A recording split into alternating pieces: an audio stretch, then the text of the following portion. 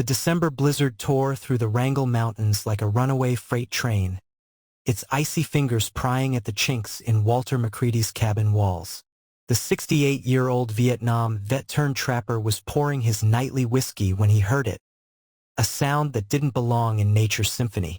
Not the wind's wail, not the creaking pines. A mother snow leopard's guttural cry, the kind that raises arm hair and stops hearts. Walter's arthritic fingers froze around his glass. That was Sierra, the phantom cat wildlife officials swore had died out years ago, and through the whiteout conditions, her massive paw prints led straight to his porch, dragging crimson streaks behind them. The door exploded inward before Walter could turn the knob. Snow swirled around the 120-pound leopard standing in his doorway, her ribcage heaving. Clenched in her teeth was a cub so still it might have been dead, until Walter saw the faint rise and fall of its blood-matted chest.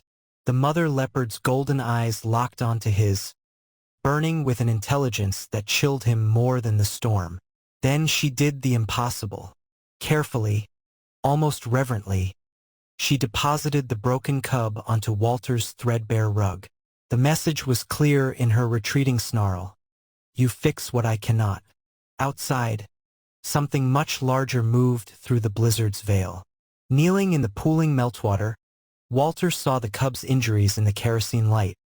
A compound fracture in the left hind leg, for parallel claw marks raking across its belly. But it was the mother leopard's eyes watching through the window that undid him. That same desperate hope he'd seen in dying soldiers' faces at Khe Sanh. The same helpless ache he'd witnessed in his late wife's eyes during her final chemo treatment. The cub shuddered as Walter gathered it up, its heartbeat fluttering like a trapped moth against his palms. Somewhere beyond the storm, a deep-throated growl answered the cub's whimper. Walter knew that sound. The cub weighed less than Walter's old field radio as he carried it to his cot. Blood seeped through the quilt his wife had stitched 40 winters past. Fumbling with the satellite phone, he punched in the only number he remembered. Patrick? McCready here. Need Claire. Now. Static swallowed the bartender's reply. Outside, Sierra's haunting cry split the night again. Not from the forest now, but from his woodshed. Close. Too close for a wild animal. Walter's breath fogged in the freezing cabin as realization struck. This wasn't just an injured cub. This was a refugee, and whatever had torn into its flank would be coming to finish the job. Walter's hunting knife sliced through his last clean shirt as the cub's breathing grew ragged. Each bandage turned scarlet before he could secure it. Through the frosted window, fresh paw prints circled the cabin massive, mail-sized indentations filling fast with snow. The whiskey in Walter's gut turned to acid. He'd heard the stories from old-timers about territorial leopard battles, how males sometimes killed cubs to force females back into heat. Sierra hadn't brought her baby here for healing. She'd brought it to the only creature more dangerous than a male snow leopard, a human with nothing left to lose. And outside, the challenger was closing in. For 12 excruciating seconds, the cub went terrifyingly still in Walter's hands. His thumb found the pulse point beneath its jaw, a faint but stubborn rhythm. The old trapper's vision blurred as he remembered another small body he'd held this way. Back in '73 when the mine collapse took little Daniel. He hadn't prayed since that day.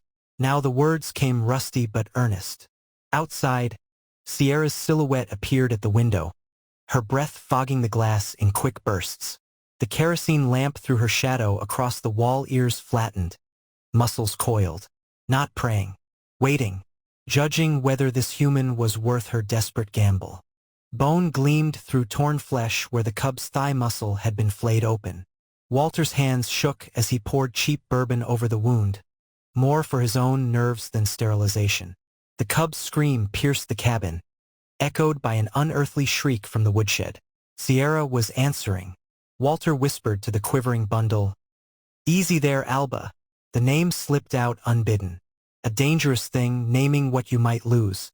Through the pain, the cub's ice-blue eyes focused on Walter with unsettling clarity. Recognition. Trust. Outside, a tree branch snapped under tremendous weight. The challenger had arrived.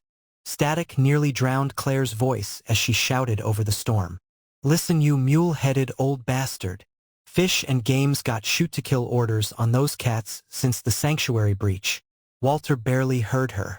Alba's tiny tongue flicked out, tasting the salt on his weathered cheeks. The phone slipped from his grip, still spitting Claire's warnings. Through the window, Sierra watched the exchange, her tail lashing. When Walter met her gaze, the leopard did something that stopped his heart. She dipped her head in what looked like gratitude. The moment shattered as 300 pounds of furious male leopard slammed against the cabin wall. Dawn bled gray light through the storm as Walter checked the perimeter. Sierra's tracks vanished at the tree line, but the hair on his neck stood upright. She was out there, watching. Alba stirred in the sling he'd fashioned from his duffel bag straps, her feverish body radiating heat through the canvas. Too much heat. Walter's stomach clenched. He'd seen this dance before, infection setting in after the initial shock wore off. The real battle was just beginning. And Sierra? She'd be keeping score. Somewhere in the swirling snow, a low growl rumbled. Not from the trees. From his woodshed. The mother leopard hadn't left after all. The sound hit Walter like a sniper's bullet. A barely there whimper as Alba tried to nuzzle his calloused hand. 62 years of Alaskan solitude. 2 tours in hell overseas. A lifetime of building walls against loss. Yet this half-pound of fur and fight reduced him to rubble. "All right, little warrior," he murmured, swiping at his eyes. Outside, the storm redoubled its assault, snow piling against the door in drifts. Somewhere in that white maelstrom, death was coming. Walter could feel it in his bones, the way old men sense shifting weather. He pressed Alba closer to his chest and reached for his Winchester. Let it come. The snowmobile's roar died as Claire Dawson, the only wildlife vet within 200 miles, burst through the cabin door. Her practiced hands immediately assessed Alba's wounds, but when she spoke, her voice cracked. "Walter, these claw marks." She held up a bloodied tuft of fur not from the cub, silver-tipped. "Male." Claire's eyes darted to the window where fresh scratches marred the logs. "He's marked your cabin." The unspoken truth hung heavier than the storm outside. This wasn't just a rescue anymore. It was a siege, and the alpha leopard wasn't leaving without his prize. Claire's suture needle flashed in the lamplight as she worked on Alba's leg. "Even if we save her," she muttered, "she can't ever be released near humans." Walter stiffened as something heavy thudded against the woodshed. Claire kept stitching, her voice dropping lower. That sanctuary experiment failed because they imprinted on people, became easy targets for poachers.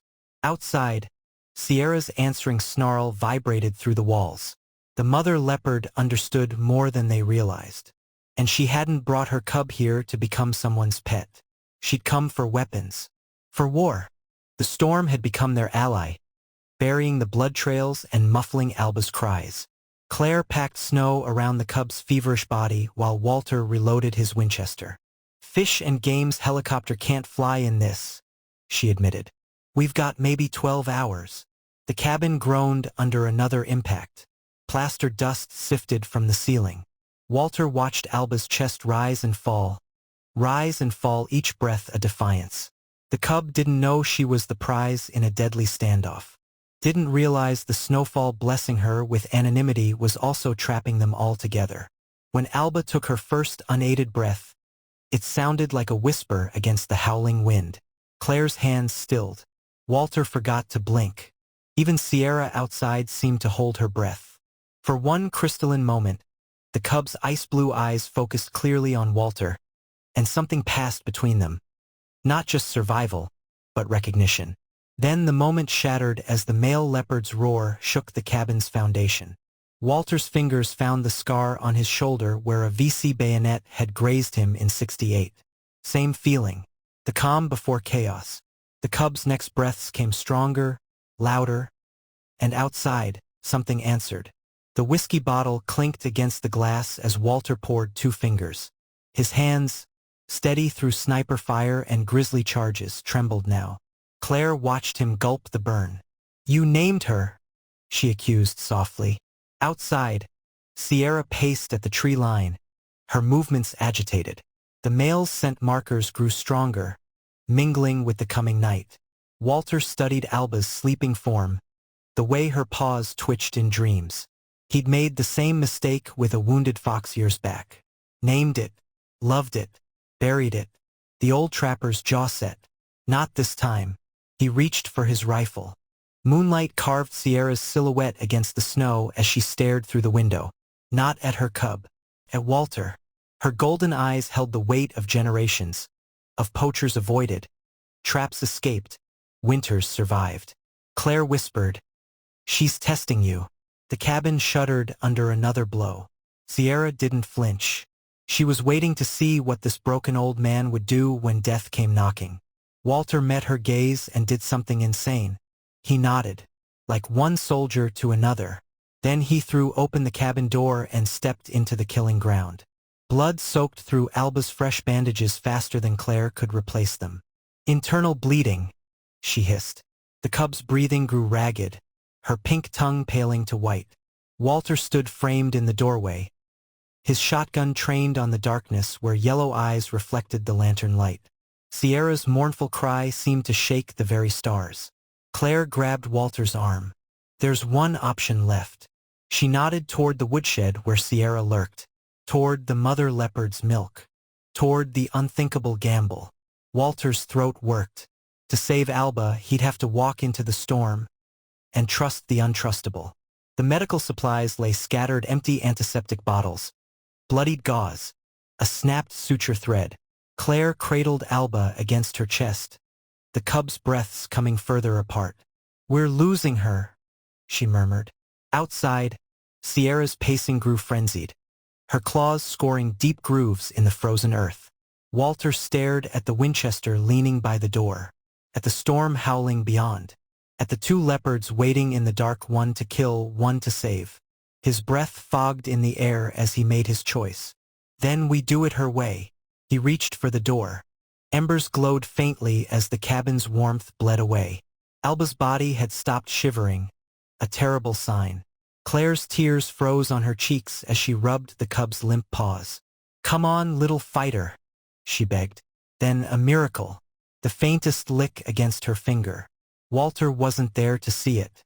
He was standing in the killing zone between cabin and woodshed, his parka stiff with ice, staring down the male leopard's glowing eyes. The beast's growl vibrated through Walter's bones as he did the unthinkable. He stepped aside and let nature take its course.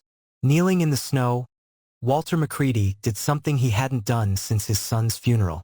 He prayed, not for himself, for the mother leopard streaking past him toward the cabin, for the cub clinging to life inside, for the monstrous male leopard now turning its rage on him. The wind stole his words, but Sierra heard. As she bounded past, her shoulder brushed his arm. Not an attack. Packed. The last thing Walter saw before the male leopard charged was the cabin door swinging shut behind Sierra. Claire's scream, Alba's weak cry. Then the storm swallowed everything. The blizzard became a living beast, its icy fangs tearing at Walter's exposed face as the 300-pound male leopard closed in. Snow blinded him, but not before he saw Sierra leap through the cabin window, her maternal fury incarnate. The male's answering roar shook Walter to his marrow as claws the length of hunting knives gouged the frozen earth. Somewhere behind him, Claire screamed a warning. Too late. Walter's boots lost traction as the leopard charged, its muscled body cutting through the storm like a torpedo. This wasn't a fight. It was an execution. The cabin window exploded inward as Sierra launched herself at the male, their colliding bodies sending shockwaves through the snow. Walter scrambled backward, his rifle forgotten. This was ancient combat, fangs flashing, tails lashing, snow churning red beneath them. Sierra fought with the desperate strength of motherhood, but the male had weight and rage on his side. When his crushing jaws clamped onto Sierra's hind leg, the sound of snapping bone cut through the storm. Walter knew that sound, knew that pain, just like Kisan, just like watching buddies fall. His hands found the Winchester. The stock felt alien against Walter's shoulder after all these years. 50 feet away, Sierra writhed in the snow, her shattered leg twisting unnaturally.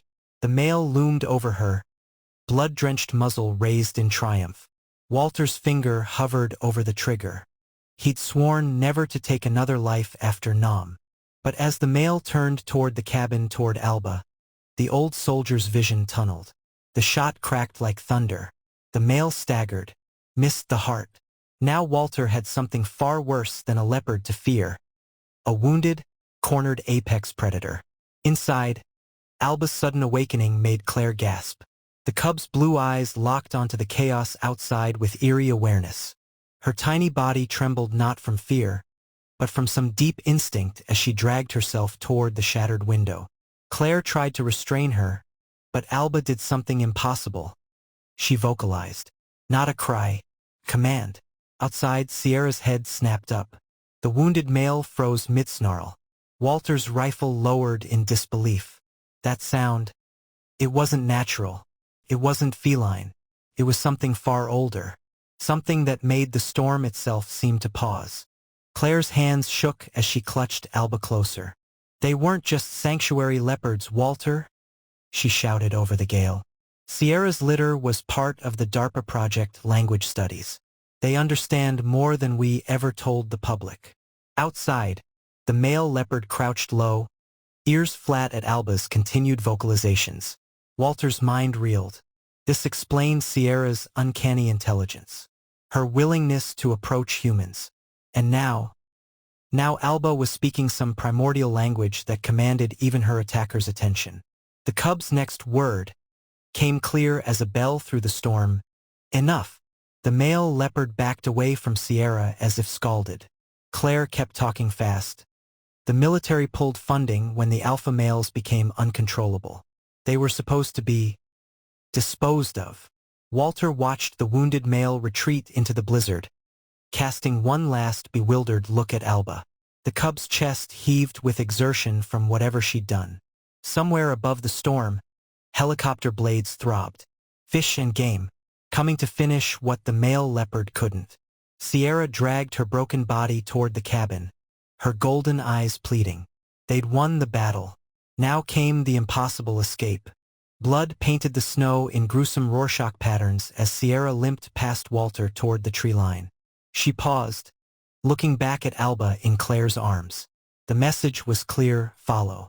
Walter hesitated only a second before bundling the exhausted cub into his coat. We go where she leads, he told Claire. The vet's eyes widened at the unmarked trail ahead, the one locals whispered about. The one that led to the abandoned NORAD bunker repurposed as the sanctuary's black site. The place where, if Claire's stories were true, Sierra had been born in captivity, and where she'd somehow learned to hate cages. Alba's strength waned with each yard into the forest. Her miraculous voice reduced to whimpers again. Walter clutched her tighter, feeling her heartbeat stutter against his ribs. Behind them, the helicopter's searchlight speared through the pines. Claire grabbed Walter's arm. They'll shoot us all on sight now. Sierra snarled at the mechanical roar, her broken leg dragging. Then came the sound Walter had dreaded: Alba's breathing growing shallow, her body going limp. The cub had expended her last strength on that unnatural command. Now the real race began. Reach the bunker's medical supplies before Alba's light flickered out. The rusted bunker door screamed on its hinges as they stumbled into darkness. Walter's flashlight revealed nightmare shadows, overturned exam tables, shattered glass tanks with claw marks gouged deep. Sierra moved unerringly toward a steel cabinet, nudging it with her muzzle. Claire wrenched it open to reveal vials labeled OX 447, some experimental coagulant. As she prepped the injection, Walter pressed his forehead to Alba's. "Stay with me, little warrior," he whispered. Somewhere above, boots crunched snow. Orders were shouted. Sierra positioned herself at the doorway, her stance clear. She'd buy them time, even if it cost everything. The needle slid into Alba's tiny leg as gunfire echoed topside. Sierra's answering challenge shook dust from the ceiling. Claire's hands trembled as she monitored the cub's vitals. Walter watched the second hand on his watch tick. Tick. Tick. Then a miracle. Alba's chest rose in a deep, even breath. Her paws twitched. Sierra's growl turned triumphant as Fish and Game's footsteps retreated suddenly. Walter didn't understand why until he looked down.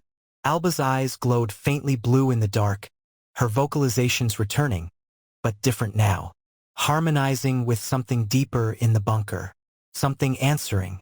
The cub's first true dawn was breaking. And with it, revelations no one could have predicted. The concrete floor vibrated under Walter's boots as Alba's strange vocalizations echoed through the bunker corridors. Sierra limped ahead, her ears swiveling toward a rusted elevator shaft. Claire's flashlight beam caught something that made her gasp, fresh paw prints in the dust. Not Sierra's. Larger. Different. Walter's pulse hammered as the cub in his arms suddenly stiffened, her glowing eyes fixed on the darkness below. The air smelled of wet fur and something sharper. Ozone. From deep underground came an answering call that wasn't Leppard. Wasn't human. Wasn't anything nature had ever made. The beam illuminated steel cages with twisted bars. Examination tables stained brown. And on the far wall, a chalkboard covered in equations and one repeated phrase, vocal mimicry threshold. Claire's hand flew to her mouth. My God! They weren't just teaching them language. Walter's blood turned to ice as the light found the massive containment unit at the room's center. Its inch-thick glass shattered from within. Something had escaped. Something that left paw prints nearly twice the size of the male leopards. Alba's responding chirp sounded eerily like the numbers counting down on a broken digital display above them. The mother leopard's fur stood on end as the ventilation ducts above them groaned under sudden weight. Claire's flashlight flickered across something massive moving through the shadows. A hulking silhouette with eyes that reflected red. Not Leppard. Not quite.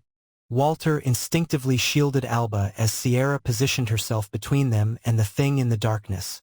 Her broken leg be damned. The creature's breathing came in wet, rattling gasps that didn't sound right. Couldn't be right. Then the voice came. Not from the darkness. From Alba. Clear as day in Walter's ear. Walter nearly dropped Alba as the cub nuzzled his neck and repeated it. Daddy. Not to him. To the thing unfolding from the ductwork. The massive creature dropped into the light. A snow leopard, but wrong. 2 long limbs. 2 intelligent eyes. Surgical scars tracing its skull. Sierra's defensive snarls turned to whimpers as the beast approached. Not attacking. Recognizing. Claire's voice shook. They didn't just teach them language, they bred them for it.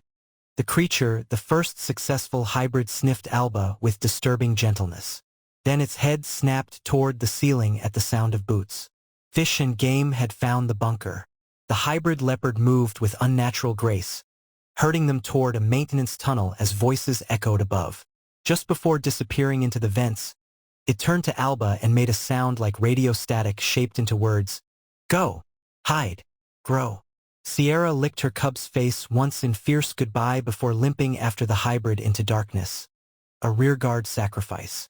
Walter didn't need translation to understand. The mother was staying to fight. The hybrid was leading the hunters away. And Alba was the future of something they couldn't yet comprehend. The tunnel door sealed behind them just as gunfire erupted overhead. The maintenance tunnel stank of mildew and fear as Walter sprinted, Claire struggling to keep up. Alba bounced against his chest, her eyes still glowing faintly. Somewhere behind them, the bunker shook with detonations, Fish and Game covering their tracks. Claire gasped, "They're bombing it!" Walter ran faster, the cub's warmth seeping through his coat.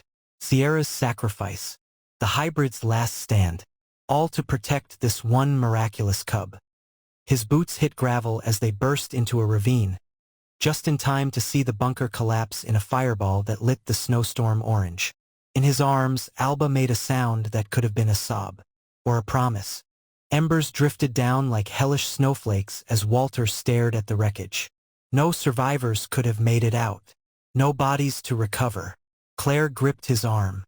"We have to go. They'll search the perimeter." But Walter couldn't move. Sierra's golden eyes flashed in his memory. The hybrid's unnatural intelligence.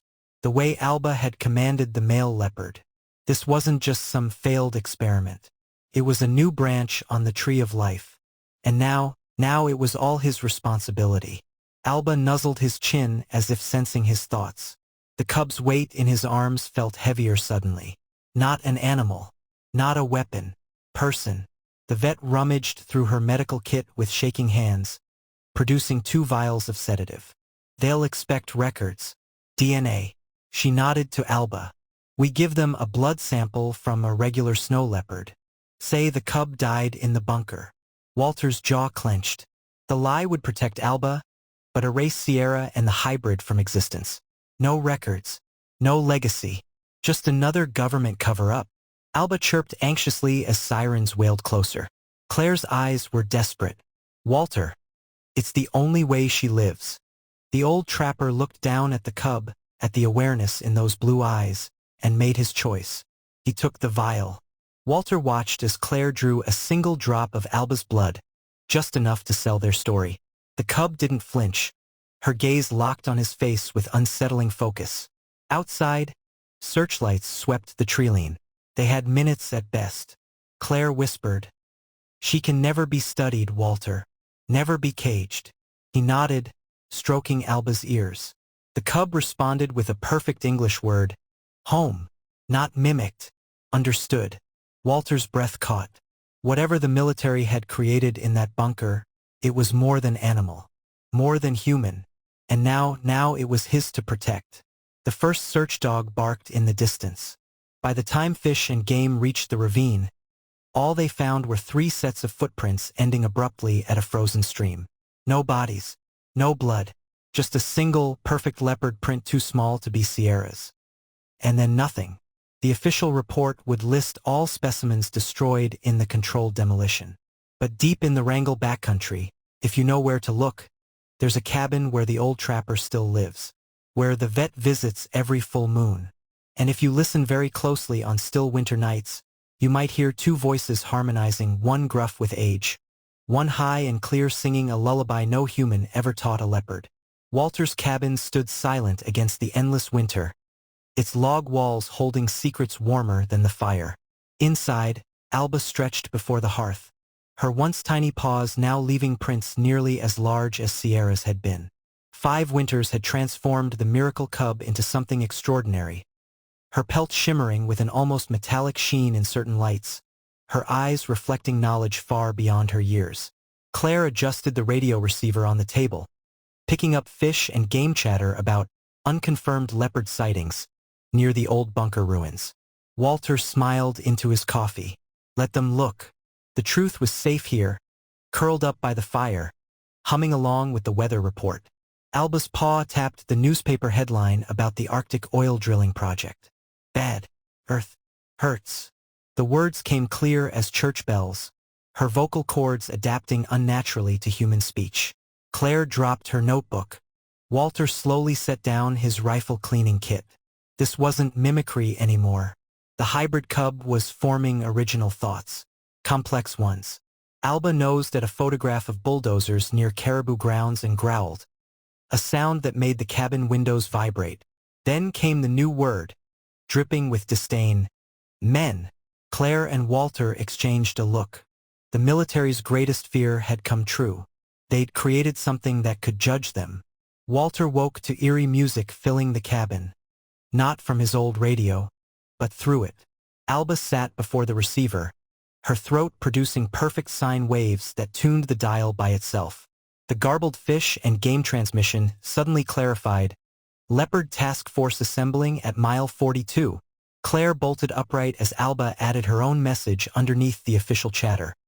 A subharmonic warning that made their teeth ache. Outside, 3 miles away at a trapper's outpost, every radio simultaneously blared the same distortion before exploding in showers of sparks. Walter watched his cub work with terrible pride. She wasn't just learning, she was evolving, and she'd chosen her side. The black SUVs crunched through the frozen creek at dawn. Men in unmarked parkas moved with military precision toward the cabin. Inside, Alba's fur stood on end as she vocalized a frequency that made the lead agent's fillings ache. Walter didn't reach for his rifle. Didn't have to. The team leader's radio erupted with his superior's voice. Abort! Satellite shows 20+ leopards converging on your position. Except there were no leopards on satellite. Just Alba's gift bending signals creating ghosts. As the agents retreated, Walter finally understood the hybrid's last command. Grow hadn't meant get bigger. It meant multiply. The cabin walls thrummed with unseen energy. Somewhere out there, others were waking up. Claire's ice axe chipped away at the glacial tunnel entrance, revealing paw prints that glowed faintly blue in their headlamps. The air smelled of ozone and warm fur. Walter kept Alba close as strange. Beautiful eyes blinked at them from the darkness. Younger hybrids, maybe a dozen. Their coats dappled with unnatural patterns. None spoke yet, but their tilted heads and coordinated movements screamed intelligence. Alba trilled a greeting that made the glacier itself hum in response. Claire's breath fogged in the charged air. My God! She's been calling them here. Walter nodded. This wasn't a den. It was a classroom, and his extraordinary cub was the teacher. Alba moved among the younger hybrids, touching noses with each as strange vibrations filled the chamber. The ice walls reflected sound back in prismatic patterns, the whole glacier becoming an instrument. Walter recognized some words, warnings about traps, memories of Sierra, even concepts like patience and tomorrow. But most were beyond human hearing, resonating in their bones instead of their ears. Claire's equipment registered frequencies that shouldn't exist in nature. One young male suddenly sat upright and vocalized perfect English. No, cages. Walter's blood ran cold. They weren't just learning, they were preparing for what even Alba wouldn't show him.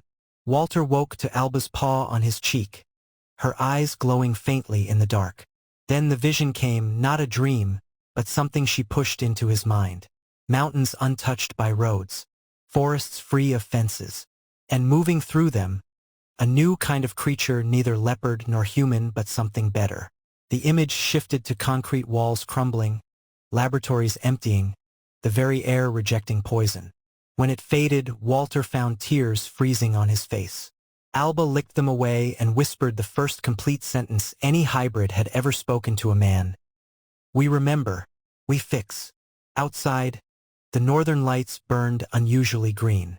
Spring came late that year, the thaw revealing strange markings on birch trees across the Wrangles.